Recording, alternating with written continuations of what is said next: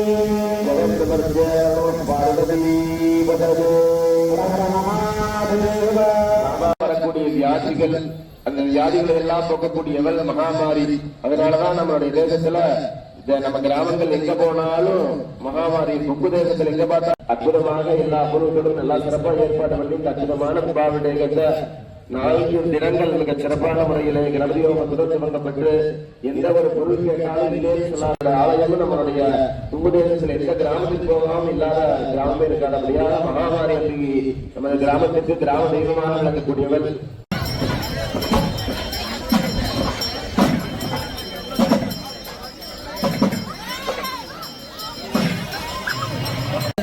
மகாமாரி அம்பகனிக்கு இப்பொழுது மகா கும்பாபிஷேகமான தொடர்ந்து நடைபெறும்.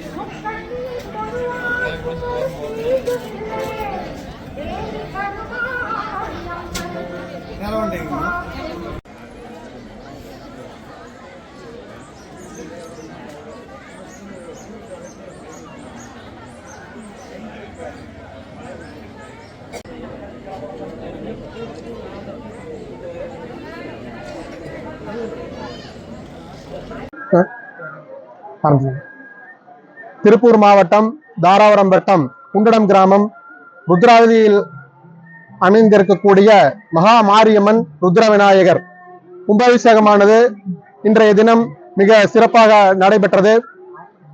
இந்த கும்பாபிஷேகமானது 14 ஆண்டுகளுக்கு பிறகு இன்றைய தினம் நடைபெற்றது. கிட்டத்தட்ட ராமேஸ்வரம், கொடுமுடி போன்ற 15 நதிகளில் இருந்து தீர்த்தம் கொண்டு வரப்பட்டு இங்க யாகசாலையிலே ஆகம முறை பிரகாரம் அதற்கான யாகங்கள் செய்யப்பட்டு இந்த கும்பாபிஷேகமானது நடைபெற்றது. இந்த ருத்ர விநாயகர் என்பது ரொம்ப ரொம்ப பழமையான ஒரு விநாயகர் பெருமான். கிட்டத்தட்ட ருத்ர மகாராஜா என்ற மகாராஜாவினுடைய ஆட்சி காலத்திலே இந்த விநாயகரானது பிரதிஷ்டை செய்யப்பட்டு தொடர்ந்து இங்க இருக்கக்கூடிய பெரியவர்களால் வழிபாடு செய்யப்பட்டு இன்றைய தினம் ருத்ர விநாயகருக்கும் இங்க இருக்கக்கூடிய மகா மாரியம்மனுக்கும் கும்பாபிஷேகமானது மிக சிறப்பாக நடைபெற்று வந்திருக்கக்கூடிய அனைத்து பக்தர்களுக்கும் தீர்த்தமானது தெளிக்கப்பட்டது. அதையொட்டி அனைத்து பக்தர்களுக்கும் அன்னதானம் இன்று மிக சிறப்பாக நடைபெற்றுக் கொண்டிருக்கின்றது.